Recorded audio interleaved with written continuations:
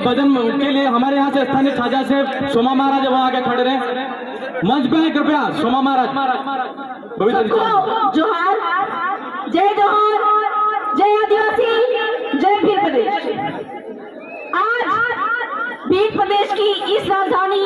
मानगढ़ में मैं अपने पुरखों का आह्वान करते हुए यहाँ उपस्थित सभी आदिवासी जन समुदाय का स्वागत करती हूँ और जोहार करती हूँ।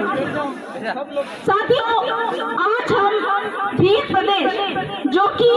हमारे आदिवासियों के, 4 राज्यों के आदिवासियों के आर्थिक, राजनीतिक, सांस्कृतिक विचारधारा जो है हमारी जो स्थिति को मजबूत करेगा, उसके लिए ही हम इन 4 राज्यों को मध्य प्रदेश, गुजरात, राजस्थान, महाराष्ट्र मिलाकर भील प्रदेश की मांग कर रहे हैं, क्योंकि हमारे जो हक अधिकार है वो दूसरे लोगों की वजह से बहुत छीना गया है और ये भील प्रदेश की मांग है। अपनी बातों को शुरू करने से पहले मैं एक बात साफ साफ कह देना चाहती हूँ कि आजादी के पहले इस भील प्रदेश की मांग को भीलिस्तान की मांग कहा गया था, जो कि एक अलग देश था। लेकिन 1950 में संविधान के बनने के साथ में ही हम अलग राज्य की मांग करते हैं, जो कि संवैधानिक है। इसलिए कभी भी हम बात करते हैं, अगर भीलिस्तान की बात करते हैं तो ये बात साफ साफ बोलना पड़ेगा कि हम अलग पृथक भील राज्य की मांग कर रहे हैं। और ये भील प्रदेश की मांग आज की नहीं है, भीलिस्तान की मांग आज की नहीं है, ये हमारे पुरखों की मांग है। और उसी मांग की वजह से 1507 आदिवासी यहाँ पे मरे और वो जो लड़ाई थी, हमारे जो पुरखे थे और पुरखों को जो आवाहन करने वाले थे गोविंद गुरु महाराज, उनको चूंकि मालूम था कि अंग्रेज जो है, अंग्रेजों ने पूरे देश के जो भी राजनेता थे उस समय के, उनको कह दिया था, क्या कहा था कि आदिवासी हम इस देश को छोड़कर जा रहे हैं, लेकिन यहाँ के आदिवासी है, भील आदिवासी है, वो अगर चाहे तो अपना अलग देश बना सकते हैं। लेकिन ये बात हमारे भोले भाले भीलों को मालूम नहीं थी। तो हमारे गोविंद गुरु ने क्या किया कि शराबबंदी का और भक्ति आंदोलन चलाया और भक्ति आंदोलन के नाम पे हमारे भीलों को जागरूक करने लगे और उनको यह बताने के लिए कि अंग्रेजों ने कह दिया है कि हम ये देश छोड़ के जा रहे हैं, भील अगर चाहे तो अपना अलग भीलिस्तान बना सकते हैं। ये बात बताने के लिए ही वो यहाँ पे मानगढ़ पे लोगों को इकट्ठा किए थे और अंग्रेजों और उनके रजवाड़ों ने, जो उनके जो चहेते लोग थे,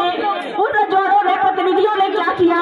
कि 1507 आदिवासियों पर गोलीबारी चला दी ताकि भीलिस्तान की मांग दोबारा नहीं उठे।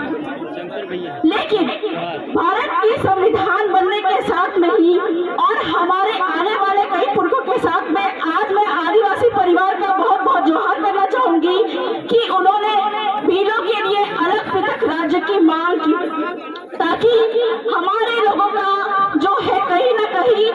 जो हमारे हक अधिकार हमको वापस मिल सके। कहने के लिए बहुत सारी बातें हैं। 3 जून 1947 को अंग्रेजों ने ये बात कह दिया था कि हम ये देश छोड़कर तो जा रहे हैं और आदिवासी अपना अलग देश चाहे तो ले सकते हैं। और कहने के लिए बहुत सारी बातें हैं, बहुत सारे मुद्दे हैं। वर्तमान में एक जो महत्वपूर्ण मुद्दा चल रहा है यूनिफॉर्म सिविल कोड का, और हम आदिवासी चूंकि जानते हैं कि हम आदिवासियों की अपनी अलग रीति रिवाज, बोली, भाषा, संस्कृति है, जिसकी वजह से ही हमको संविधान में एसटी का स्टेटस प्राप्त है। एसटी का मतलब होता है शेड्यूल्ड ट्राइब,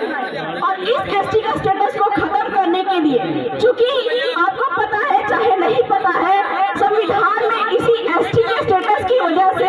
हम लोगों को जल, जंगल, जमीन और खनिज का अधिकार प्राप्त है। सुप्रीम कोर्ट ने अपने समता जजमेंट 1997 में, अपने लोढ़ा जजमेंट 1998 में ये बात कहा है कि आदिवासी की जमीन पे अगर कोई भी खनिज है तो उसको सिर्फ और सिर्फ आदिवासी ही निकालेगा।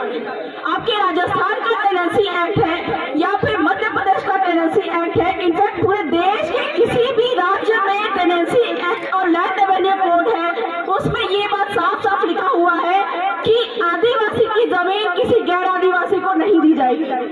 और यही बात आरएम लोढ़ा जजमेंट में भी लिखा हुआ है कि आदिवासी की जमीन आदिवासी को ही बिकेगी, और अगर गैर आदिवासी की भी जमीन अगर यहाँ पे है तो वो भी सिर्फ और सिर्फ आदिवासी को ही बिकेगी।